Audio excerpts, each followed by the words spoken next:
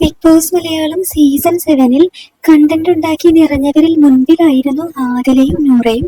Big boss Malayalam എന്ന പേര് കേൾക്കുമ്പോൾ തന്നെ ആദിലയുടെയും നൂറയുടെയും പേര് എന്തായാലും മലയാളികളുടെ മനസ്സിൽ പതിയുന്നതാണ്.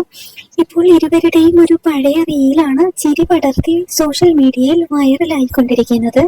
അടുത്ത ആനിവേഴ്സറിക്ക് ഒരു വാവയും കൂടി എന്ന ഒരു കമന്റിനെ ട്രോളിക്കൊന്നാണ് ആദിലയുടെയും നൂറയുടെയും വാക്കുകൾ. ഇപ്പോൾ മൂന്നാമത്തെ ആനിവേഴ്സറിയായി.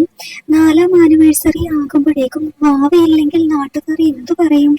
ഞാൻ ഇക്കായോട് ചോദിക്കട്ടെ എന്ന് പറഞ്ഞ് നൂറയുടെ അടുത്തേക്ക് പോവുകയാണ് ആദില ഈ വീഡിയോയിൽ. പെറ്റില്ലെങ്കിൽ ഞാൻ പെണ്ണല്ല എന്ന് നാട്ടുകാർ പറയില്ലേ? പെറ്റാലല്ലേ എനിക്ക് പെണ്ണാണ് എന്നുള്ള സർട്ടിഫിക്കറ്റ് ലഭിക്കുക എന്നെല്ലാം പറഞ്ഞ് കമന്റ് ചെയ്തയാളെ ഒരു ദയയുമില്ലാതെ കീറി മുറിക്കുകയാണ് ആദില.